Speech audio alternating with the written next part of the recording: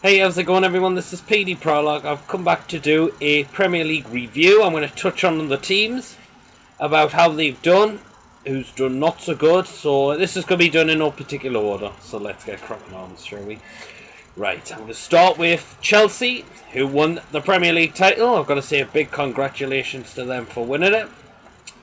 I had a feeling as I said, I think I did a preview back in August 2014. I predicted Chelsea to win the title because of the players they bought in, like Costa, especially the likes of Hazard, Courtois after his loan spell at Atletico, to see how he would do well in the Premier League. Also, they got Remy. Didier Drogba came back, and I had a feeling Chelsea were going to be probably the main threat of the Premier League, and they were, and that's how they got the title.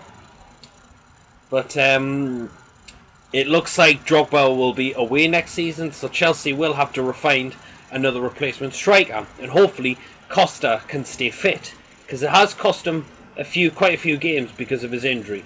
So I think Chelsea will need a new striker.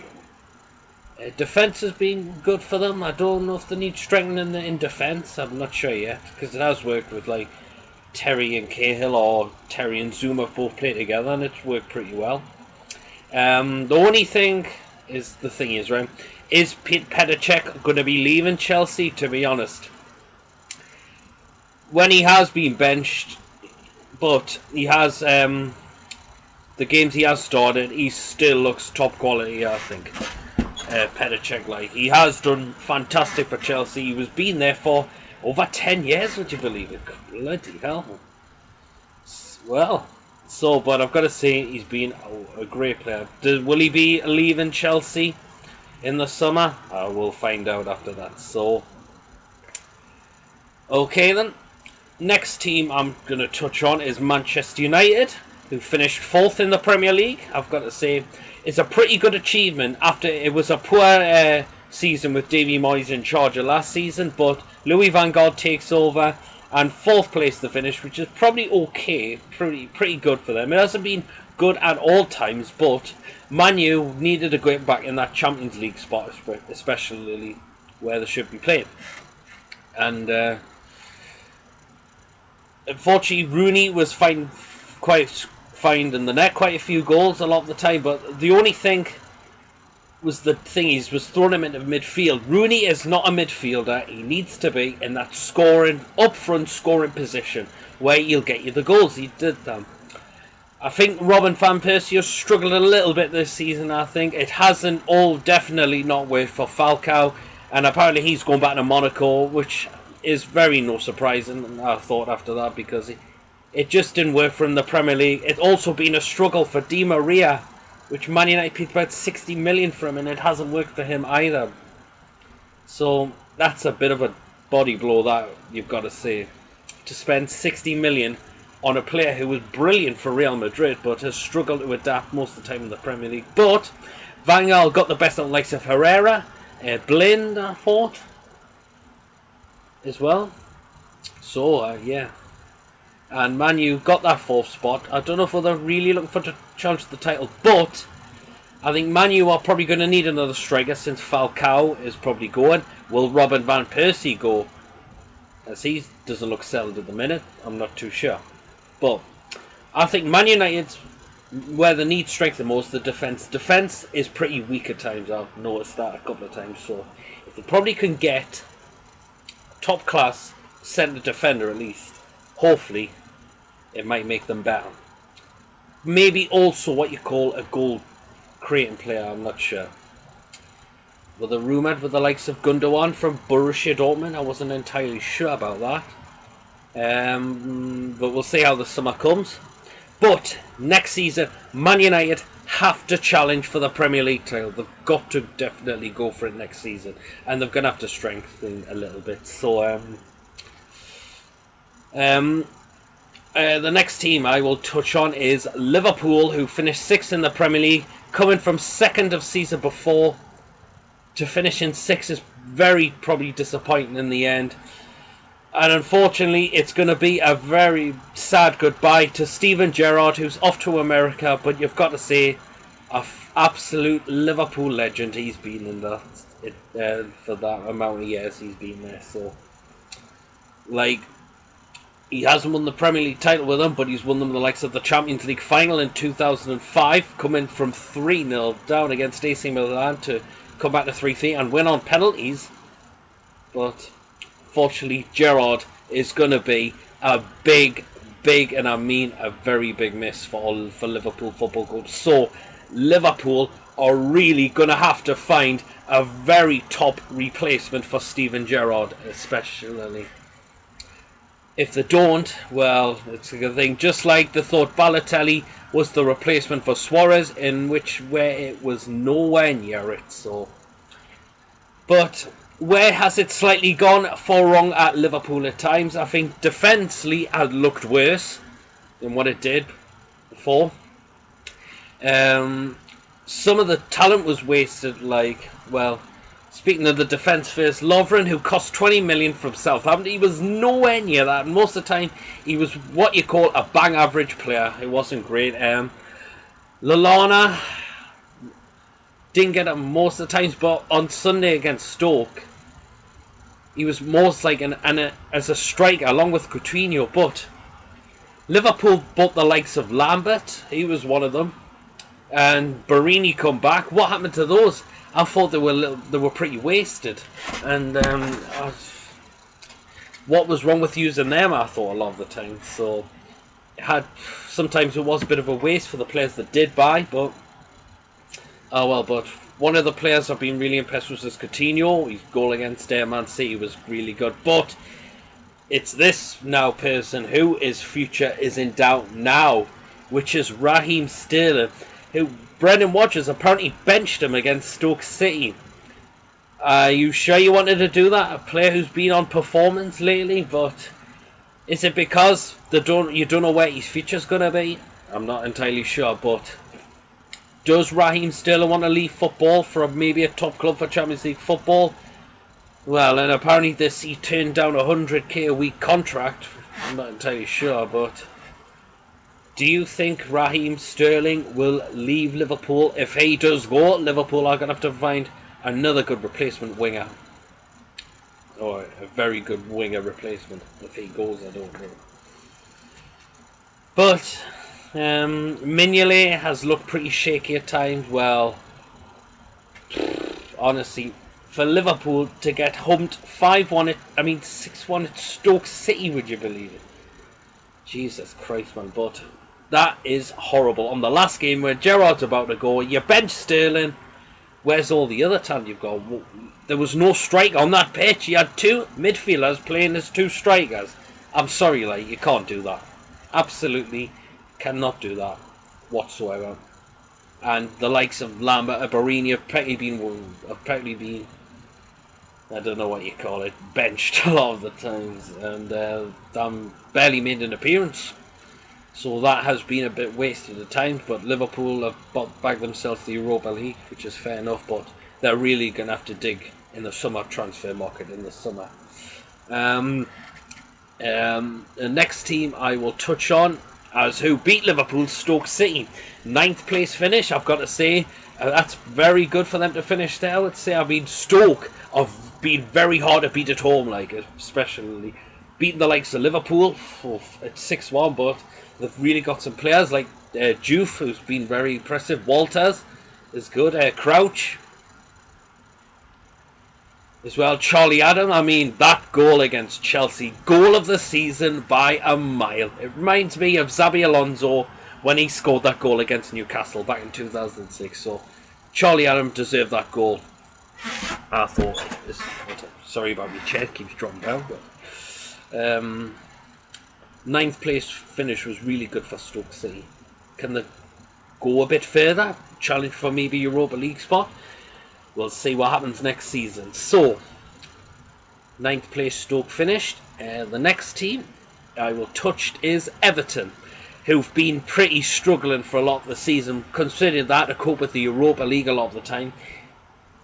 See, I don't know if the Europa League is what I call an excuse a lot of the time, but they have struggled a lot of the time, I think. Lukaku wasn't Lukaku than he was last season before, where he was just on loan. And Everton, would you believe, paid £28 million for him? He hasn't been good as well as last season. I think Barkley's looked a bit missing the odd time. But they have got some talent. I thought Jagielka's goal against Liverpool was one of the best I've seen as well. So, but has been a bit of a struggle for Everton. I think Everton are really going to have to dip in the summer as well. And see what happens with most of their players. Will some of them stay or go on? But I think... and they've still got the likes of Sylvain Distin in there, who's currently, how old nearly? Probably 4 years old, I don't know really, but I expect Everton will probably have to strengthen a little bit. The next team I will touch on, who finished 14th, Leicester City, who were bottom a lot of the season, but come back to, but towards the end, some great results. Nigel Pearson got the best out of the lot, pretty much a lot of them. And the likes of Vardy, however you pronounce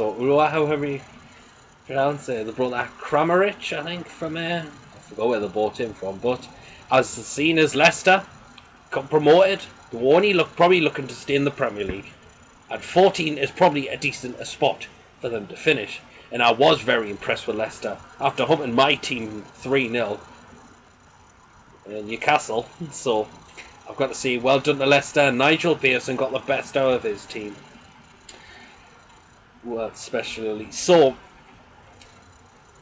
I was going to say, hopefully Leicester can continue building on what they have done. I think if they get a few more good players to strengthen that squad, I think they could probably have a very good season next season. So, the next team who finished bottom was Queen's Park Rangers. Well, who's known probably, I think, were known to have the worst defence in the Premier League, which mostly they did. I mean, the way they got relegated as Man City does look like. Before kickoff was good. You could see their body language in the tunnel before coming out of the game. They're just like, that's it, we're going down, so what's the point playing? But the thing I don't get is, if you think your team's going to get relegated, don't bottle it. Have a go and say, at least we went down without a fight. Without having a fight.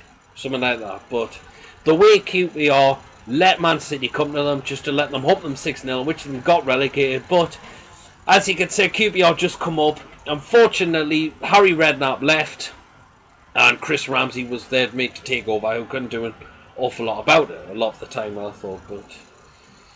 But he really got the best out of Charlie Austin in the Premier League to score 17 goals. Thing is, how can you score 17 goals in the Premier League but still get relegated? Which is what confuses me a little bit. So,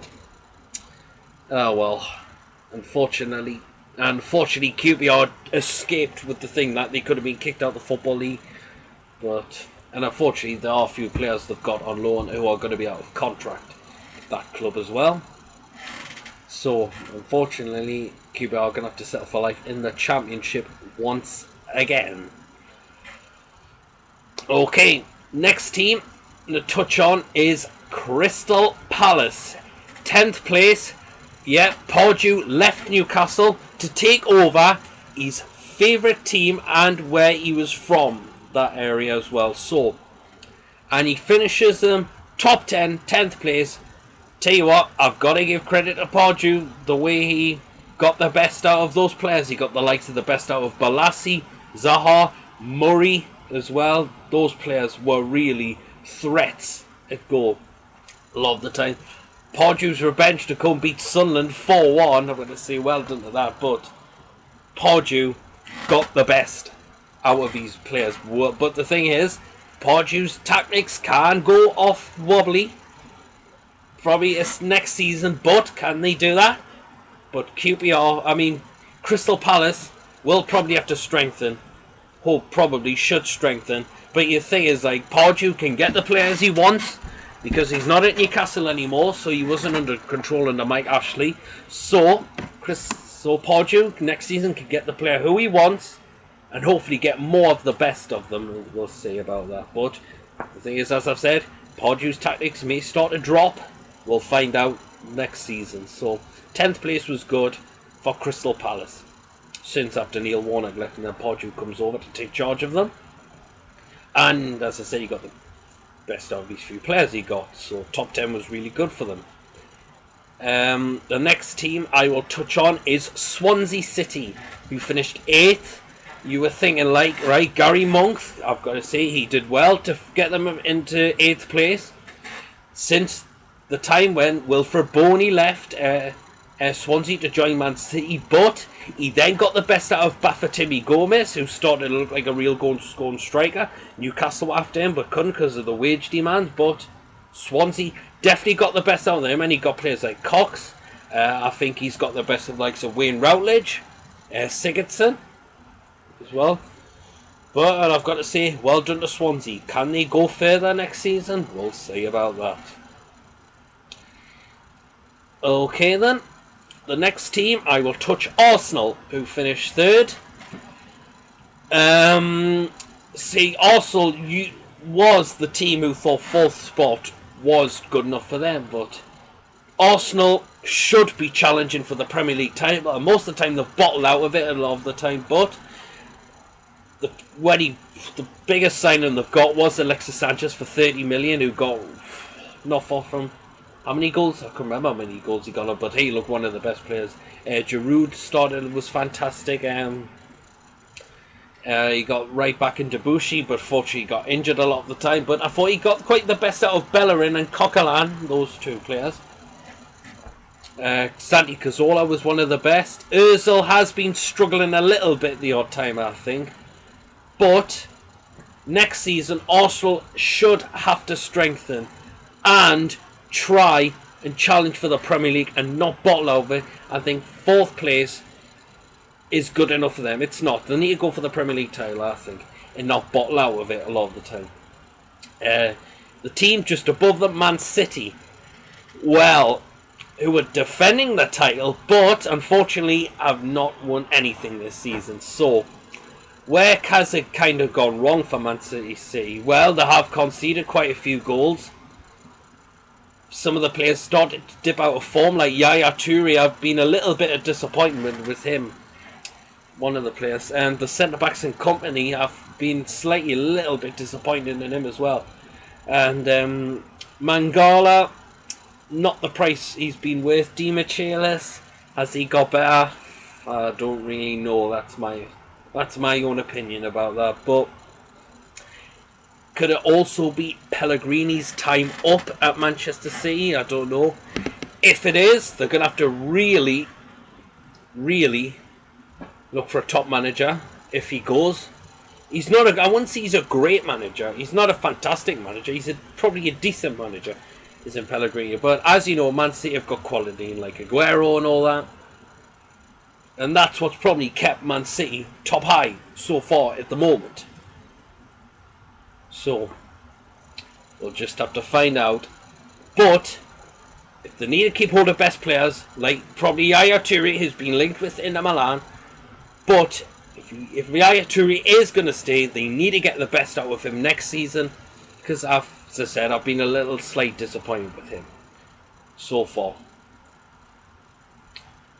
Right, the team next who finished 5th, Tottenham Hotspur. Well, where would Tottenham Hotspur have been if Harry Kane wasn't there this season? Over 20 goals, would you believe, for a young lad. It was about 20, really early 20s, I think. 21 or 22, I think he is. Over 20 goals. Wow, this kid has been amazing. But Spurs have been weakened at the back of defence a lot of the time to go for the Europa spot. But if Spurs probably need to strengthen a lot because they're going to be in the Europa League and find out how much it will contend 3 days later after that. If Spurs want to have a good season next season, as I said. So Pochettino is really going to have to think about even more strengthening coming up with the Europa League, and hopefully need to keep a hold of Harry Kane, because I have a feeling maybe a few clubs could be eyeing up him especially so, and the big bids come in and a lot of players do walk out, but Spurs need to keep a hold of Harry Kane next season. As for players like Soldado, he's badly struggled there. I think Spurs need to say to him, right, you can't do it. You're gonna have to be sold in the transfer window, maybe. So we'll see what happens. So Man U probably need to sell players that haven't been the best, like Soldado, but they're probably gonna have to bring in a few more quality if they're gonna challenge for the Europa League, of course. Right. Next team I will touch on, finished 7th, Southampton. Well, I thought Southampton were going to very struggle when the likes of Lambert left, Lallana, Lovren, who else left? There was quite a few who all dipped over to Liverpool, and I'm thinking, oh my word. But Southampton bought players in like Pele, Tadic, Elia, Mane, and to be honest, to see them finish 7th is a pretty good, but they're also in the top 4 earlier for most of the seasons. You got to say, great credit for them. Ronald Koeman will be probably best that he got the best out of those players a lot of the time, but I hope Southampton can do it further next season. Hopefully they will. I like to see them try it. So probably if Southampton want to go for Europe next season, a bit more quality they should add to there. But as I said, he really got the best out of the likes of Pella. But he did stop scoring a few times, but he still got the best. Elia, who looked impressive. Mane. You got little Bertrand, who signed from Chelsea. And so I was impressed with Southampton this season. I thought they were going to badly struggle after selling big players like, as I said, Lallana, Lambert and all that. You know, but they did. So they did sell them, but they come up pretty well and got replacements in it.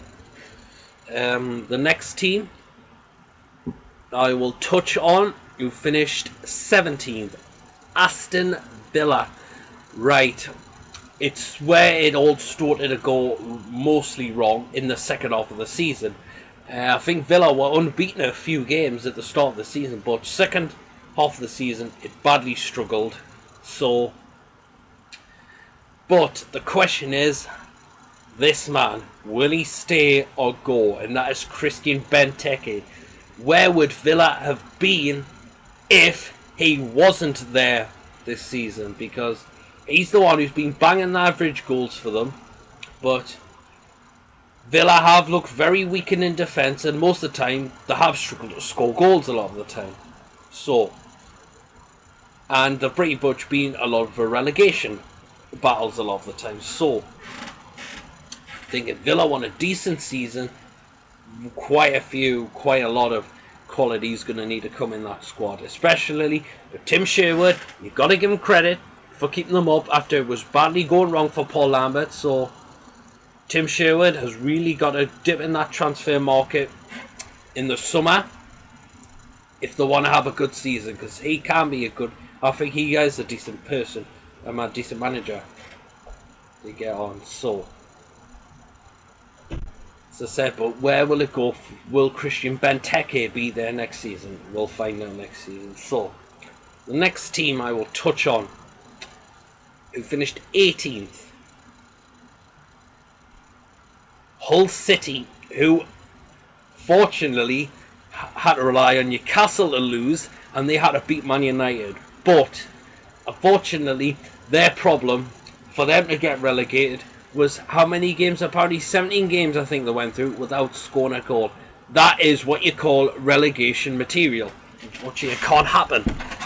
And that's how Hull City have been relegated to the Championship. So Steve Bruce has been massively disappointed, but they did well. They did go well, but just did play fantastic against Hull. Absolutely nearly traumatised Man United. So even Manchester had 10 men as well. Especially when Fellaini gets sent off. That was a absolutely naughty tackle. And I mean, that was a naughty tackle. The way he got his foot on and left a big gash on Robertson's thigh, I think he did stand on, being that was horrible. But how was Hernandez not in trouble as well after the punching incident in the stomach? I mean, that has got to be investigated. That cannot be get away. But Hull's problem from not keeping them in the Premier League was scoring goals, especially when you got strikers like Jelavic, who's really a very good goal scorer. I think he's definitely a goal scorer in Jelavic, and Doy was another one, and they got Hernandez as well. But defense hasn't been great. I mean, we humped them 3-0 at their place. So, but Hull are going to have to settle in the Championship for next season. So it all depends who will be going in, which players will be coming in, but also depends which players will be going out as well. So will Steve Bruce leave there? I don't know. It'll be up to him, especially because he did well to take them up, and he did well to keep them quite high in that season that came up. But it just went wrong for them. Most of the time they were caught out defensing them. Quite a lot of mistakes I saw, and most of them were stopped scoring goals, and that is what you call relegation contenders. Okay then. The next team, who finished 19th, also relegated, Burnley City. I did feel a bit sorry for Burnley. I actually liked Burnley City a lot of the time, especially when you saw the likes of Danny Ings scoring quite a lot of goals next season. But I have a feeling he's going to be away. And also, I should have mentioned in the QPR video, I think Charlie Austin will be away as well. But it looks like Danny Ings will be away in the summer, so Burnley, unfortunately, a bit unlucky. I actually like Burnley, but as you can see, it's always going to be hard for a promoted team to stay in the Premier League a lot of the time. So, fortunately, one of the biggest players will have probably be going is Danny Ings. Which club will he end up next? I don't know. Hopefully, Sean Dyche, I hope he doesn't leave the club. He's been great for them. Been one of the, probably the best manager I've had, maybe. One of the best managers I've seen him play for there, so unlucky for Burnley. I really wanted them to stay up, actually. So, unfortunately, it's Championship again for Burnley City Football Club. Okay, then. Right. Who finished 16th next? My local rivals, Sunderland. Oh, right. Thing about this, Sunderland always get the points towards the end of the season, but that shouldn't happen.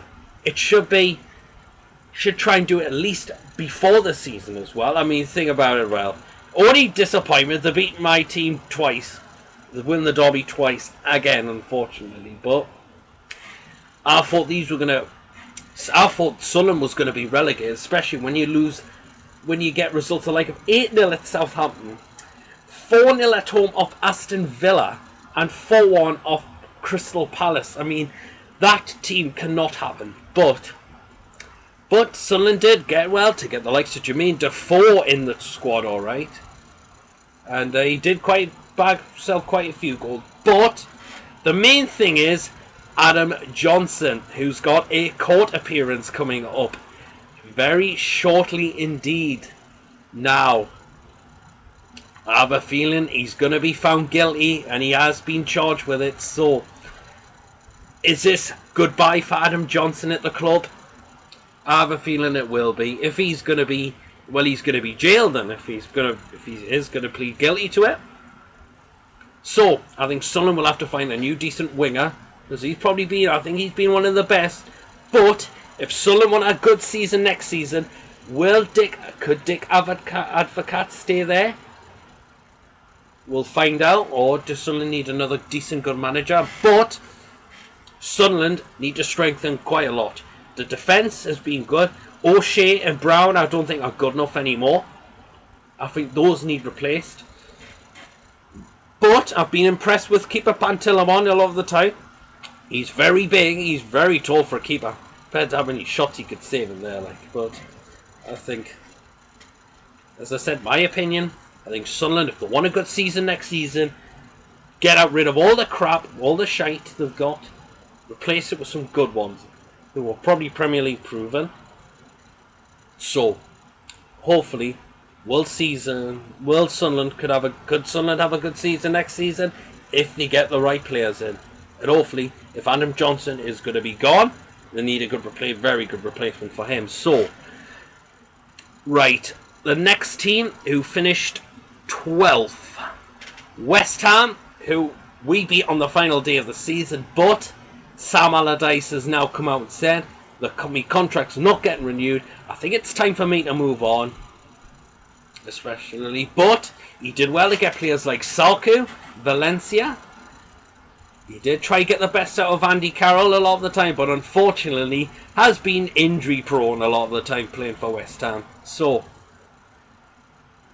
well, who do you think will be West Ham's new manager? We'll find out next season. I think West Ham will have to find a very good replacement manager, but I was impressed with the likes of Stuart Downing, who I haven't rated a lot of the time, but I've been quite impressed with him. Nolan, I wouldn't say hasn't looked great a lot of the time, but I think he can still be a threat towards goal a lot of the time. But the after thing is, if Andy Carroll is to come back, he needs to be properly fit for most of the time, for most of the games, and not let him go to injury-prone material like he has been coming up now. And that's why it probably cost a lot of the time for West Ham, because West Ham were really good for most of the beginning of the season. Then it started to dip quite a lot of the time, and Sam Allardyce says it's time for me to move on. Okay, the team that just finished below, who finished 13th, West Brom. Well, after it didn't work well for Alan Irvine, but I thought he did get the best of the likes of Berahino and Ichibi. The bought and Julian Lescott, a pretty good, decent centre-back, who was barely used a lot of the time, well, in that season, playing for Man City, because Man City went for the Di Michelis, but Lescott wanted, he said, I'm probably thinking I needed more games to play, and he joined West Ham. But since it didn't work for Alan Irvine, Tony Pulis stepped in. Even though I don't rate the ball, I hate his style of football and way he plays, but he got them well to keep them in the Premier League. Can he get the best out of them, or can he strengthen the team next season? We'll find out as well. But you need probably, if you want a good season, you have to keep the likes of Berahino and Anichebe. Probably, maybe, but we'll see. How about that? So where do you think West Brom will finish next season? We'll find out. Okay then. Last but not least, finishing 15th, my team, Newcastle United. As you can tell, it was a fucking pathetic season for us. How badly we were a lot of the games. I mean, beginning of the season, it took us to the 18th of October to win our first game in the Premier League. All those players we bought didn't get not the best out of them whatsoever. But there is one man who I'm going to call a legend right now to keep us in the Premier League. Jonas Gutierrez. Battling his way through with cancer to come back and to score the second goal for Newcastle to keep in the Premier League. For you fair, all the criticism I gave after how shite he was for a couple of years back, 2 or 3 years back, but to come back and do that is fantastic. And well done for all of us who gave him the biggest support we can. But I've got to say, where had it went wrong for us? Well, defence was shocking a lot of the time. Where was the goals coming from a lot of the time? Like, the players I'm going to touch on, who we bought. Remy Cabella. 10 million apparently we paid for him, but we couldn't get the best out of him. He's new to the Premier League, but I thought his dribbling was very good.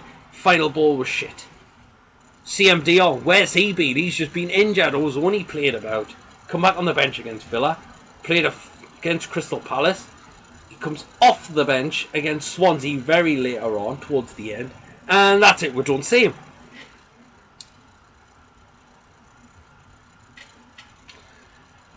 Well, let's hopefully we get out the best of him next season. Right. Another player who's had a struggle time is Riviere, the Shoal Amiobi replacement, as we all know, but who could only get his first goal at QPR. But he is pretty quick, and he can hold the ball up well.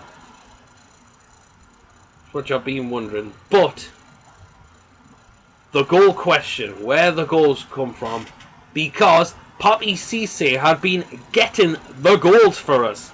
Now, think about it, where would we have been if Cisse wasn't there this season?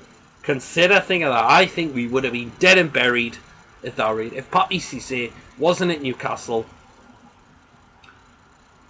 But we got with the goals. But Cisse was being a bit of a dickhead when he was banned for the elbow against Everton, and the spitting incident, which you should know better of, never to do it. And that's how many games we were losing by. We suffered 8 defeats in a row. That is unbelievably one of the worst things ever in football history. Think about it. Newcastle lost 7 games in a row one time, but back in 1977, and it's come, and we've lost 8 games in a row in 2015.